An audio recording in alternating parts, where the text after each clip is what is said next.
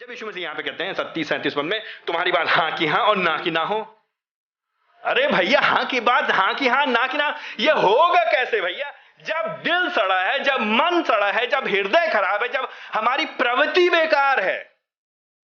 प्रवृत्ति ना, internal, intuitive, अंदर से भीतर, नेचर, इसमें हमारे स्वभाव में खराबी है।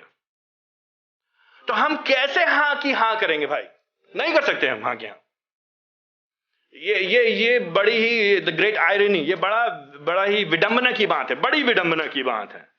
कैसे हम करेंगे हां की हां, ना की ना? लेकिन यीशु मसीह बात किससे करे? यीशु मसीह बात करे अपने लोगों से।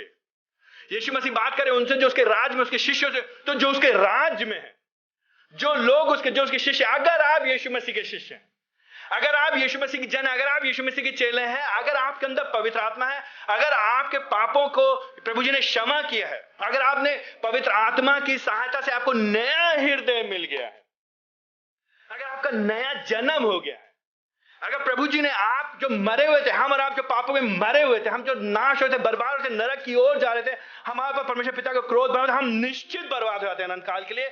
लेकिन प्रभु जी ने अपनी दया में होकर के अपने पुत्र को भेजा, लगभग 2000 साल पहले वो हमारे बदले से सिद्ध जीवन जिया, मारा गया, गाड़ा गया, तीसरे दिन जी उठा। अगर आप इस बात पे विश्वास करते हो, पवित्र आत्मा ने आपको नया जन्म दिया है और आपका उद्धार हुआ है, मतलब आपको नया हृदय मिला, आपने पश्चाताप किया, आपने उसके पर भरोसा किया और अब आप उसके पीछे चले, तो आपके पास नया हृदय है, तो आप और हम ये कर सकते हैं। 37 पद, यीशु मसीह की दया में होकर के, यीशु मसीह के द्वारा।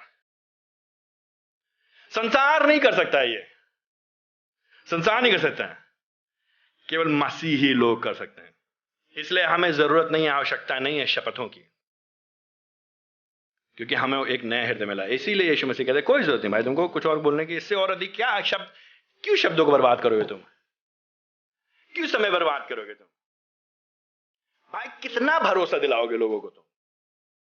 आज तुम भरोसा दिला रहे हो अपने बालों की कसम खा करके, कल तुमको भरोसा दिलाना पड़ेगा अपने पत्नी के बालों की कसम खा करके, परसों तुमको भरोसा दिलाना पड़ेगा अपनी पत्नी और अपने आप के और अपने बच्चों की बालों की कसम दिला करके, और परसों तुमको भरोसा दिलाना पड़ेगा अपने पूरे समाज के बालों की कसम दिला करके। कब तक तुम, कहां तक इसको बढ़ाते रहोगे? कैसे खेलोगे इससे?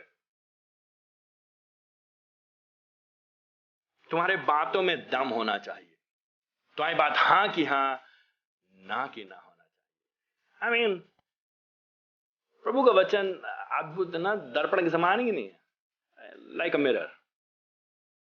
हम और आप कितनी बार इसको करने में असफल हैं बताइए? इससे पहले आपके, नहीं भैया मेरी बात कभी नहीं, अपने आप को इतनी जल्दी पास का सर्टिफिकेट मत दिया करिए, डू नॉट, मत करिए इतनी जल्दी।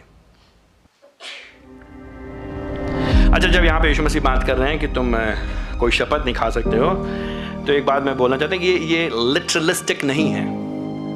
ये इसको आप अक्षरक्ष मत लीजिए कि मतलब कभी भी हम कोई बात पे कभी वायदा नहीं कर सकते। यहाँ पे ये इसकी बात नहीं हुई। यहाँ पे अगर ऐसा होगा तो फिर आप कभी कचहरी और कोर्ट में जा ही नहीं सकते, कभी कॉन्ट्रैक्ट कभी बनाएंगे नहीं, कभी किसी स्टैम्प पेपर पे कभी साइन नहीं करेंगे आप। और फिर 2 हफ्ते 3 हफ्ते पहले जब गीतू और आशीष खड़े होकर के एक दूसरे कहते हैं मैं वायदा करता हूँ, तो वहाँ पे आशीष कह रहे थे नहीं हैंग ऑन। यीशु मसीह मना किया, मैं ये वायदा नहीं कर सकता हूँ।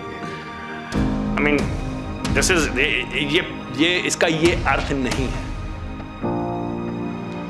इसका अर्थ ये है कि तुम्हारी बात में सच्चाई होनी चाहिए, बस यही बात कह रहे हैं यीशु मसीह। ये सीधी सीधी बात है, और ज़्यादा जोर तोड़ो नहीं। तो मसीह इतिहास में कुछ लोग थे, अलग अलग समाज, कुछ लोग जिनको कहा जाता है एनाबैप्टिस्ट करके, रेफॉर्मेशन के टाइम में, धर्म सुधार के समय में, और अभी भी कुछ लोग हैं क्वेकर्स कहा जाता है, एक अलग पंथ है। तो वे लोग कभी भी नहीं कहें नहीं भैया हम कसम कभी खा ही नहीं सकते। कहने का मतलब क्या है यहाँ पे? अंडरस्टैंड द स्पिरिट, लेटर नहीं, स्पिरिट। तो हमको परमेश्वर के वचन के अक्षरों की बात नहीं हो रही है, परमेश्वर के वचन के जो अक्षर है उसके पीछे जो आत्मा है, जो इंटेंशन है, जो उद्देश्य है, जो मनसा है, जो शिक्षा है, उसको हमको आपको समझना है। तो कहने का मतलब यह है कि मसीही समुदाय में प्रभु के लोग, यीशु मसीह के शिष्य झूठ का सहारा नहीं लेंगे, खत्म बात।